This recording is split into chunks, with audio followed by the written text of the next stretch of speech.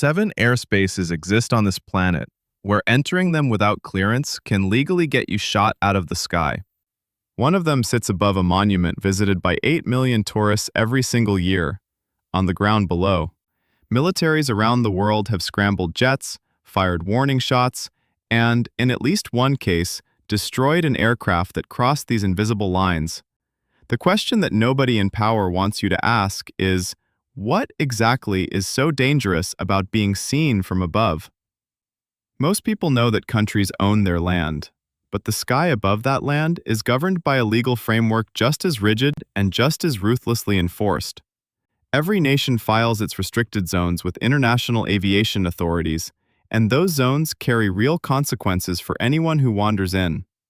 Some protect military installations hiding technology that hasn't been declassified in decades.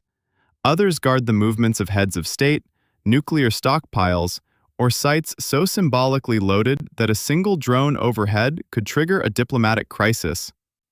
The rules of the sky aren't posted anywhere a casual traveler would ever find them, and that invisibility is entirely by design. What you're about to discover is that the most revealing thing about any government is the exact shape of the airspace it refuses to share. No patch of sky on Earth has generated more conspiracy theories than the airspace above a dry Nevada lake bed called Groom Lake. The government didn't just restrict it, they built an entirely new legal category of airspace to protect it. That classification, known as special use airspace, became the template for nearly every sensitive no-fly zone in the United States afterward. Pilots who stray near it don't get a warning on the radio. They get intercepted by unmarked aircraft before they even realize they've crossed a line. For decades, the government denied the base existed at all, which only deepened the suspicion that something extraordinary was happening above the desert floor. What was actually up there? Mostly experimental aircraft, the U-2 spy plane, the SR-71 Blackbird, and the F-117 stealth fighter were all tested in that airspace. The secrets were real, just not the ones people imagined. And that raises a harder question. If the government hides legitimate programs behind total silence, how would you ever know when the silence is hiding something else? Washington, D.C. doesn't just have restricted airspace. It has layers of it, stacked like a loaded weapon pointed skyward. The outermost ring, the Special Flight Rules area, stretches 30 miles in every direction and demands that every pilot check in before entering. Inside that sits the Flight Restricted Zone, a tighter 15-mile bubble where clearance requirements become strict enough to ground most civilian aircraft entirely. And then there's the innermost core, a hard-prohibited zone directly above the White House, Capitol, and the National Mall, where no aircraft belongs under any circumstances. The moment an unidentified plane crosses that inner boundary, controllers don't wait to see what happens next. F-16s from Andrews Air Force Base can be wheels up and on an intercept within minutes, not hours. In 2005, a small Cessna drifted into restricted airspace by mistake, and the Capitol was evacuated before anyone confirmed the pilot was simply lost. That's the hair-trigger reality of flying near the most protected patch of sky in the Western world. So what happens to the pilots who cross these lines and survive the encounter? Most restricted airspaces exist to keep threats out, but North Korea's exist to keep the world from looking in. The regime treats its sky the way it treats its borders, as a kill zone, with no warnings and no apologies. In 1983, Korean Airlines Flight 007 drifted slightly off course and crossed into Soviet-controlled airspace near the Korean peninsula, and a Soviet fighter shot it out of the sky. All 269 people on board died because a navigational error put a commercial jet in the wrong piece of air. North Korea watched that incident and drew exactly the wrong lesson from it, that lethal force without hesitation is a legitimate response to airspace violation. Today, no civilian airline files a flight plan over North Korean territory because the regime has never guaranteed safe passage to anyone. The airspace isn't just protected, it's weaponized, a standing threat that costs nothing to maintain and projects absolute power without firing a single shot. You have to ask yourself what a government is hiding when the sky itself becomes part of its arsenal. And if a nation can turn open air into a weapon, What does that mean for the infrastructure buried in the ground beneath it? Most restricted airspaces are hiding something. Nuclear facilities are protecting something far more dangerous than a secret. A single aircraft, flown deliberately or not, crashing into a reactor building could trigger a radiological disaster affecting millions of people downwind. That's not a hypothetical. It's the exact scenario that reshaped aviation security after September 2001.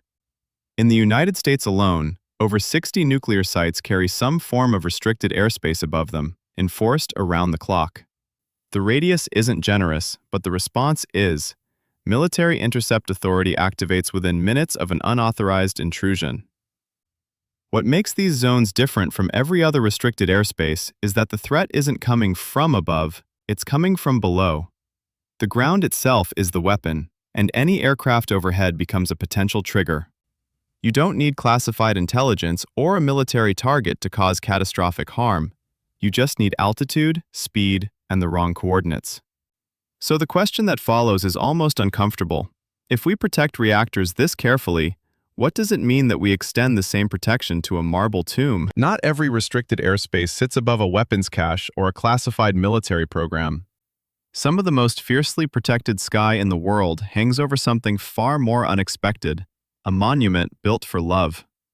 The Taj Mahal, one of the most visited tourist sites on Earth, sits beneath a permanent no-fly zone enforced by the Indian Air Force. No commercial aircraft, no private planes, no drones are permitted within a tightly controlled radius above Agra. The reasoning isn't paranoia, it's a calculated defense of something India considers irreplaceable. A single crash, a single act of sabotage from the air, could damage a structure that took 22 years and 20,000 workers to build. You can stand at its gates surrounded by thousands of tourists taking photos, and the sky above you is being actively patrolled. What does it mean when a government draws a military boundary around a symbol of beauty rather than a symbol of power? The Taj Mahal answers that question quietly, and it won't be the last surprising place that does. Every restricted zone we've covered shares one unanswered question. What actually happens if you fly into one? The answer follows a ladder, and each rung is more serious than the last. First, controllers blast your radio frequency with urgent calls, trying to reach you before anything physical happens. If you don't respond, a military intercept aircraft is scrambled and positioned off your wingtip within. The intercepting pilot rocks their wings. That's the universal signal meaning follow me, land immediately, no debate. If you ignore that, the interceptor moves in front of you and fires flares or tracer rounds across your nose. In 1994, a Cessna pilot who wandered near the White House got that treatment, before being forced down hard and fast. Beyond warning shots, the rules change completely. The interceptor is weapons-free, and you become a threat, not a pilot. That escalation ladder exists because these airspaces don't protect secrets or symbols for their own sake. They protect against the one scenario nobody gets to walk back from. Every one of these zones, from the Nevada desert to the demilitarized zone, enforces the same unspoken rule. Power has always feared the honest view from above, the angle that strips away ceremony and shows the machinery underneath. A military base looks like a parking lot from altitude, and a palace looks like a building surrounded by walls. That gap between the official story and the aerial photograph is exactly what restricted airspace is designed to close. So when a government draws an invisible line in the sky, it isn't protecting a place, it's protecting a version of that place.